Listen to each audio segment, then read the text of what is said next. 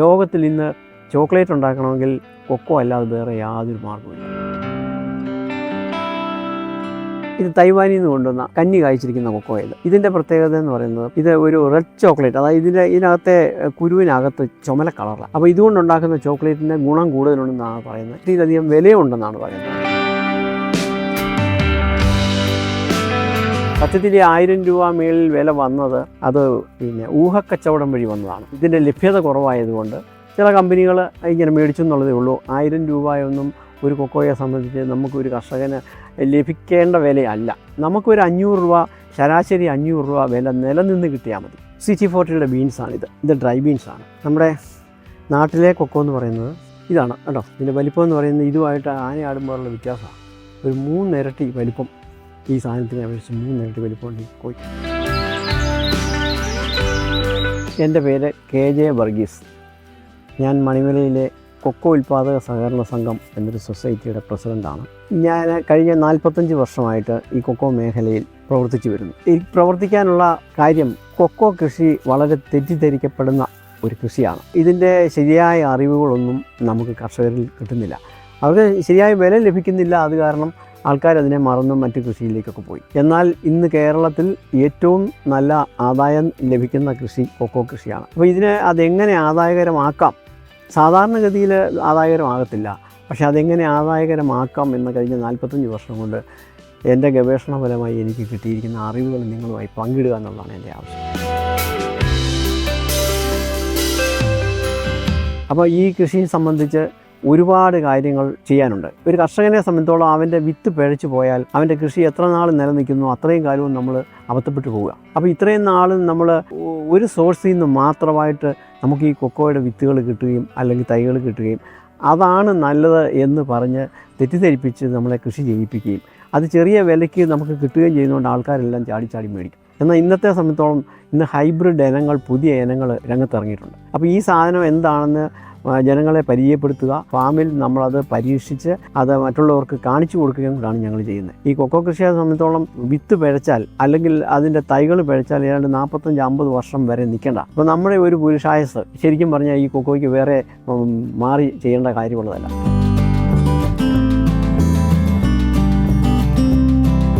കൊക്കോയെ സംബന്ധിച്ചോളം പറഞ്ഞാൽ കൊക്കോ കായ്ക്കുകയല്ല, ഞാൻ പറയുകയാണെങ്കിൽ കായ്പ്പിക്കുക. കായ്ക്കാനുള്ള സാഹചര്യങ്ങൾ നമ്മൾ ഇണക്കി കൊടുക്കുക. കൊക്കോയ്ക്ക് വെള്ളം ആഗ്രഹിക്കുന്ന ഒരു ചെടിയാണ്. അപ്പോൾ അതിന് കിട്ടേണ്ട സമയത്ത് വെള്ളം കൊടുത്താൽ, അതുപോലെ തന്നെ വളം കൊടുത്താൽ നമുക്ക് പറയുന്ന പോലെ കായ്പ്പിക്കാൻ കൊക്കോ. ഒരു ചെടിയിൽ 250-300 കായൊക്കെ കായ്ക്കും. കുരുവിൻ്റെ വലിപ്പം കൊണ്ട് തന്നെ നമുക്ക് ഓട്ടോമാറ്റിക്കായിട്ട് വില കൂടുതൽ കിട്ടും. ഒരു കൊക്കോയിൽ നിന്ന് ഉണങ്ങിയ ബീൻസ് 100 ഗ്രാം എടുത്ത് തൂക്കിയാൽ 100 എണ്ണം എന്നുള്ളതാണ് സാധാരണ ഒരു ഇൻ്റർനാഷണൽ സ്റ്റാൻഡേർഡ് കണക്ക്. എന്നാൽ ഇപ്പോഴത്തെ പുതിയ ഇനം CT40 പോലെയുള്ള ഹൈബ്രിഡ് ഇനങ്ങൾ 60 കുരു ഉണ്ടെങ്കിൽ അല്ലെങ്കിൽ 65 കുരു ഉണ്ടെങ്കിൽ 100 ഗ്രാം ആകും. അപ്പം നമുക്ക് 100 രൂപ വിലയുണ്ടെങ്കിൽ അത് ഒരു 180 രൂപ വിലയ്ക്ക് തുല്യമായി. അപ്പോൾ തന്നെ നമുക്ക് ഓട്ടോമാറ്റിക്കായിട്ട് അവിടെ വില കൂടുതൽ കിട്ടുകയാണ്. അപ്പോൾ ഇതുപോലെയുള്ള അറിവുകൾ കർഷകർക്ക് പങ്കിടുക, കൃഷി രീതികൾ പറഞ്ഞു കൊടുക്കുക. അതിന് വേണ്ടിയിട്ടാണ് മണിമല കൊക്കോ ഉൽപ്പാദക സംഘം ഇതുപോലൊരു സൊസൈറ്റി ഉണ്ടാക്കി ജനങ്ങൾക്ക് ഇത് കാണിച്ചു കൊടുത്തുകൊണ്ടിരിക്കുന്നത്. ഈ കൃഷി കേരളത്തിൽ നേരത്തെ നല്ലപോലെ കൃഷി ചെയ്ത് ഇവിടെ ഉണ്ടാകുമെന്ന് തെളിയിച്ചിട്ടുള്ളതാണ്. പക്ഷേ പ്രത്യേക സാഹചര്യങ്ങളിൽ ഈ കൃഷി ഇവിടുന്ന് മാറിപ്പോവുകയും റബ്ബർ കൃഷിയിലേക്ക് ജനങ്ങൾ വരികയും പിന്നെ തിരിച്ച് റബ്ബറിൻ്റെ വില പോയതോടുകൂടി ആൾക്കാർ കൊക്കോയെ ശ്രദ്ധിക്കാൻ തുടങ്ങിയും ഇപ്പോൾ ഇൻ്റർനാഷണൽ മാർക്കറ്റ് അതിഭയങ്കരമായി ഇപ്പം 1000 രൂപയിൽ മേളിൽ വില വന്നു. സത്യത്തിൽ 1000 രൂപ മേളിൽ വില വന്നത് അത് ഊഹക്കച്ചവടം വഴി വന്നതാണ്. ഇതിൻ്റെ ലഭ്യത കുറവായതുകൊണ്ട് ചില കമ്പനികൾ ഇങ്ങനെ മേടിച്ചു എന്നുള്ളതേ ഉള്ളൂ. 1000 രൂപയൊന്നും ഒരു കൊക്കോയെ സംബന്ധിച്ച് നമുക്കൊരു കർഷകന് ലഭിക്കേണ്ട വിലയല്ല. നമുക്കൊരു 500 രൂപ, ശരാശരി 500 രൂപ വില നിലനിന്ന് കിട്ടിയാൽ മതി.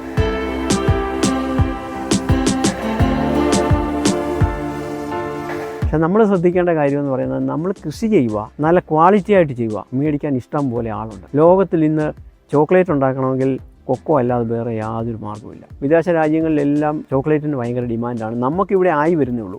നമ്മുടെ പിള്ളേരൊക്കെ വെളിയിൽ പോയി തിരിച്ചു വരുമ്പം നല്ല ചോക്ലേറ്റും കൊണ്ടാണ് വരുന്നത്. നല്ല ചോക്ലേറ്റ് എന്നതാണെന്നും അത് എന്താണെന്നും നമ്മുടെ പിള്ളേർ മനസ്സിലാക്കാൻ തുടങ്ങി. ഇപ്പം ഇവിടെയും കൃഷി കൂടിക്കൊണ്ടിരിക്കുന്നു, അതുപോലെ തന്നെ ഇവിടെ ഉപയോഗം കൂടിക്കൊണ്ടിരിക്കുന്നു. വരും ഭാവിയിൽ നമുക്ക് ന്യായമായ ഒരു വില ഈ കൊക്കോയിൽ നിന്ന് കിട്ടും.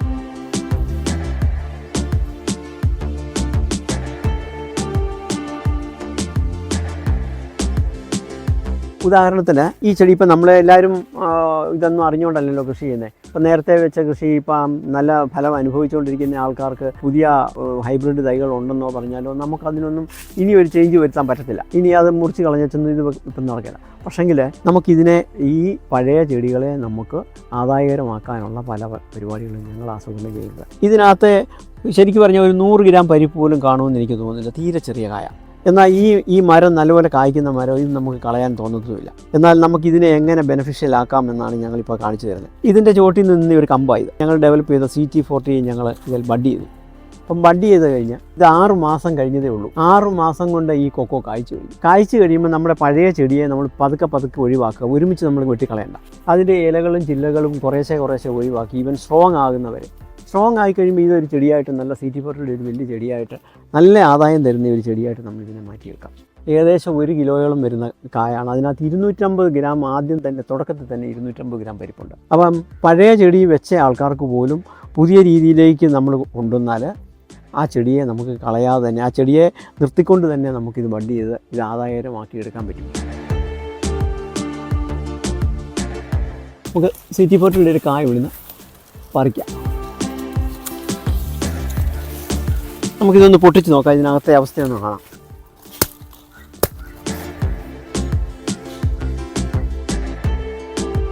ഇത് CT40 കഞ്ഞി കായ്ച്ച കുരുവാണിത്. കഞ്ഞി കായ്ച്ചതാണ്. ഇത് നമുക്കൊരെണ്ണം പൊട്ടിച്ച് നോക്കാം. നാടൻ മരത്തിൻ്റെ കുരുവാണ് ഈ കാണുന്നത്. CT40 ഇത് കഞ്ഞി കായ്ച്ച ആദ്യത്തെ കായാണ്. ഇതിലും വലുതായിരിക്കും. ഇത് കഞ്ഞി കായ്ച്ചതുകൊണ്ട് നമുക്ക് അതിൻ്റെ വലിയ കായയുടെ ഒരു ലക്ഷണം നമുക്കതിനെ കാണിക്കുന്നുണ്ട്. അതുപോലെ തൊണ്ട് കട്ടി തീരെയില്ല. നിറയെ പരിപ്പാണ്. ഇതിപ്പോൾ 6 മാസം കഴിഞ്ഞതേ ഉള്ളൂ ഈ ചെടി ബഡ് ചെയ്തിട്ട്.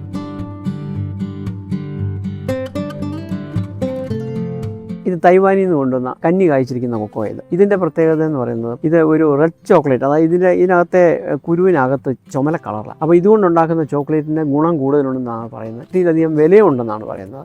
എന്നാൽ ഇപ്പോൾ കൊക്കോയ്ക്ക് വില കൂടിയതോടുകൂടി ഇതിൻ്റെ വില മാത്രമായിട്ട് നമ്മൾ കണക്ക് കൂട്ടണ്ട. പക്ഷേ ഞങ്ങൾ ചോക്ലേറ്റ് ഉണ്ടാക്കുന്നുണ്ടതുകൊണ്ട് തൈവാനിൽ നിന്ന് കൊണ്ടുവന്ന 5 ചെടി ഇപ്പോൾ കഞ്ഞി കായ്ച്ചതാണ്. അപ്പം ഞങ്ങൾ ഇതിൻ്റെ ഗുണം അറിയാൻ വേണ്ടി ഞങ്ങൾ തന്നെ സ്വന്തമായിട്ട് ചോക്ലേറ്റ് ആക്കി നോക്കാം എന്ന് വിചാരിച്ച് പരീക്ഷണാടിസ്ഥാനത്തിൽ നിർത്തിയിരിക്കുന്ന ചെടിയാണ്.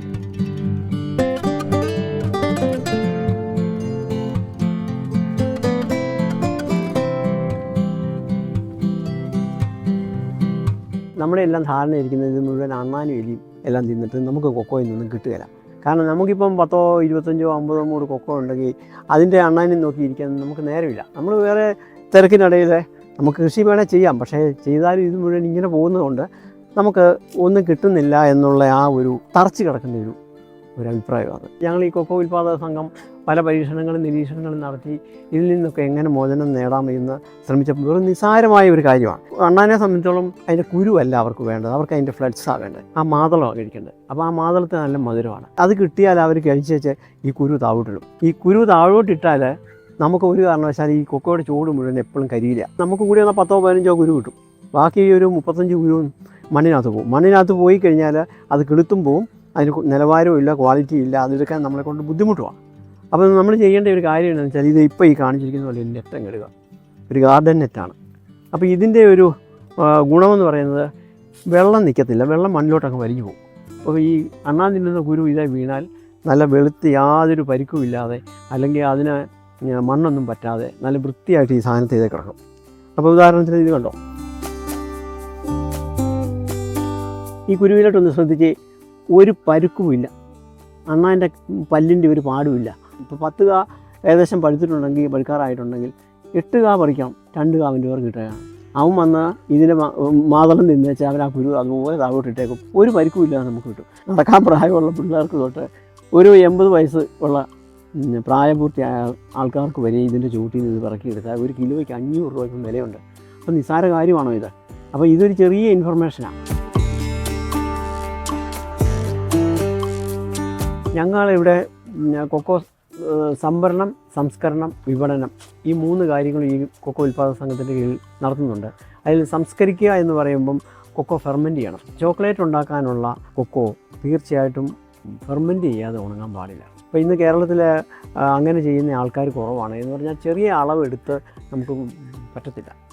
മിനിമം 50 കിലോ എങ്കിലും ഉണ്ടെങ്കിലേ ഫെർമെൻറ്റേഷൻ പ്രോസസ്സ് നടക്കുകയുള്ളൂ. ഞങ്ങൾ ചെയ്യുന്നത് പലരിൽ നിന്നായിട്ട് ചെറിയ ചെറിയ ക്വാണ്ടിറ്റി മേടിച്ച് നമ്മളിവിടെ സെൻട്രലൈസ് ചെയ്ത് ഇവിടെ തന്നെ നമ്മൾ നേരിട്ട് പ്രോസസ്സ് ചെയ്യുന്ന ഒരു പരിപാടിയാണ് ഇവിടെ. ശരിക്കും പ്രോസസ്സ് ചെയ്യണമെന്നുണ്ടെങ്കിൽ വുഡൻ ബോക്സിനകത്താണ് നമ്മളിത് സംസ്കരിക്കാൻ ഇടുന്നത്. അങ്ങനെ ഈ കാണുന്നതാണ് മേളിൽ ഈ 3 തട്ടായിട്ടാണ്. ഓരോ തട്ടിനും 500 കിലോ വെച്ച്. അങ്ങനെ മേലത്തെ ആ ഒരു സ്റ്റെപ്പിൽ തന്നെ 1500 കിലോ. അത് 2 ദിവസം കഴിയുമ്പോൾ അതിൻ്റെ വെള്ളവും ജ്യൂസെല്ലാം പോയി കഴിയുമ്പം അതിനടുത്ത തട്ടിനകത്തോട്ട് ഞങ്ങളിടും. അവിടെ 2 ദിവസം കഴിയുമ്പോഴത്തേന് അടുത്ത തട്ടിലോട്ടുള്ളൂ. അപ്പോൾ ഇതിനകത്ത് 50 ഡിഗ്രി സെൻറ്റിഗ്രേഡിലധികം ഹീറ്റ് ഉണ്ടാവും. ആ ഹീറ്റ് ഉണ്ടായെങ്കിൽ മാത്രമേ, അത് ബാക്ടീരിയയുടെ വർക്കം ഉണ്ടായെങ്കിൽ മാത്രമേ ഇതിൻ്റെ ആ പ്രോസസ്സ് ശരിയാവുള്ളൂ.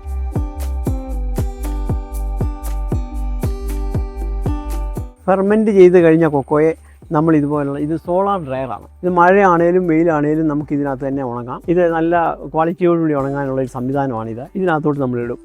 ഇതിനകത്ത് വെയിലുള്ള സമയത്താണെങ്കിൽ 3 ദിവസം കൊണ്ടും, അല്ല എങ്കിൽ 1 ദിവസമോ 2 ദിവസം കൂടെ കൂടുതൽ വരും. അങ്ങനെ കൂടുതൽ വന്നാൽ അതിനെ നമ്മളിപ്പോൾ അതിൻ്റെ ഒരു ലോങ് പീരീഡായി പോയി കഴിഞ്ഞാൽ ഇതിൻ്റെ ക്വാളിറ്റി മാറും. പിന്നെ ഞങ്ങൾ വേറെ ഒരു ഡ്രയർ കൂടെ നമുക്കുണ്ട്. അത് ഫയർവുഡിൻ്റെ ഡ്രയറാണ്. അപ്പോൾ ഇതിനകത്ത് ഒരു 70% 75% ഉണങ്ങിക്കഴിഞ്ഞാൽ ഫയർവുഡിൻ്റെ ഡ്രയറിലോട്ട് കയറ്റിയാൽ ഇന്നിട്ടാൽ നാളെ എടുക്കാം. അപ്പം പുറകെ നമുക്ക് സംഭരണം എല്ലാ ആഴ്ചയിലും ഉള്ളത് കൊണ്ട്, പുറകെ പുതിയ കൊക്കോ വരാനുള്ളതുകൊണ്ട് ഞങ്ങൾ ആ 75% ഇതിൽ ഉണങ്ങിക്കഴിഞ്ഞാൽ ഉടനെ ഫയർവുഡിൻ്റെ ഡ്രയറിലോട്ട് കയറ്റും. അങ്ങനെ നല്ല ക്വാളിറ്റിയോട് നമ്മൾ കൊക്കോ എടുക്കും.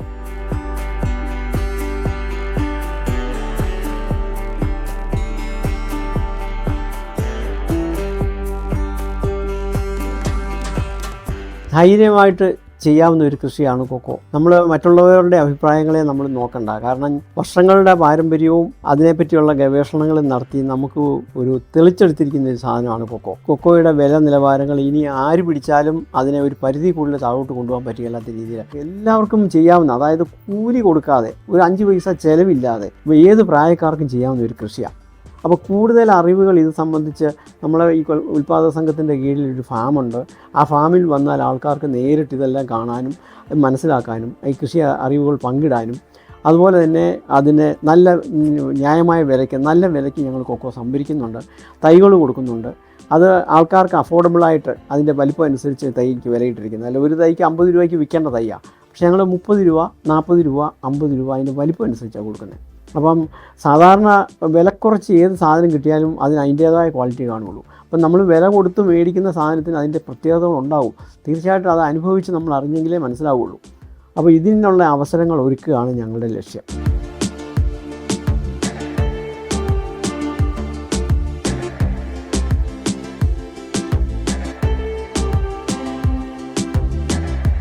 തൈ ആവശ്യമുള്ളവർക്ക് ഇപ്പോൾ ഈ താഴെ കാണുന്ന നമ്പറിൽ ബന്ധപ്പെട്ടാൽ മതി. കൂടുതൽ ആൾക്കാർ രംഗത്തേക്ക് വരികയാണെങ്കിൽ അവരുടെ സ്ഥലങ്ങളിൽ എത്തിച്ചു കൊടുക്കാനുള്ള സംവിധാനം വരെ നമ്മൾ ആലോചിക്കുന്നുണ്ട്. കുറേ ആൾക്കാർ മലബാറിൽ നിന്നൊക്കെയുള്ള ആൾക്കാർക്ക് ഞങ്ങളിങ്ങനെ എത്തിച്ചു കൊടുത്തിട്ടുണ്ട്. അപ്പം ഒരു ഭാഗത്തു നിന്ന് തന്നെ കൂടുതൽ ആളുണ്ടെങ്കിൽ വലിയ ട്രാൻസ്പോർട്ടിങ് ചാർജ് ഇല്ലാത്ത രീതിയിൽ, കുറവുള്ള രീതിയിൽ നമുക്ക് ചെയ്യാൻ പറ്റും.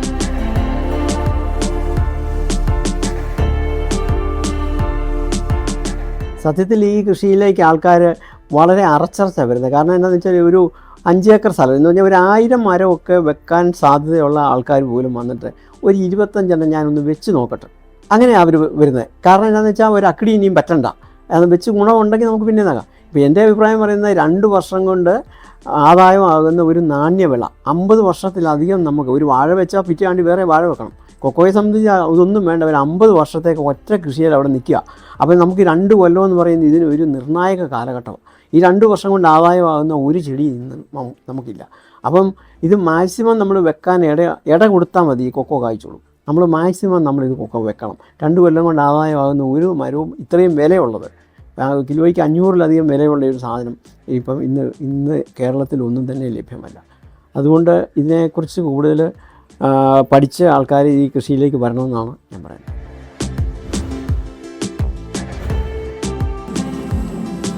ഇത് ചോക്ലേറ്റിൻ്റെ ഫ്ലേവറുള്ള ഐസ്ക്രീം കൊക്കോത്തോണ്ടിനകത്ത് നമ്മൾ ചോക്ലേറ്റിനോടൊപ്പം കൊക്കോ കൊണ്ടുള്ള വൈന്, ലിക്കർ പോലുള്ള വിവിധ പ്രോഡക്റ്റുകൾ ഇവിടെ ലഭ്യമാണ്.